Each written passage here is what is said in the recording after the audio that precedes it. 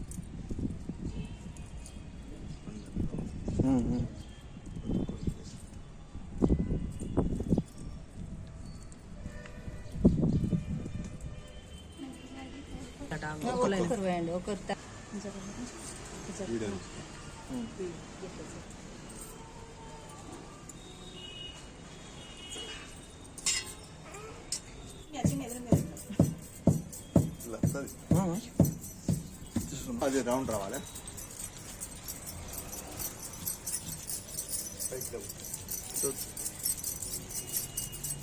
ఒక్కొక్క చేత పైకి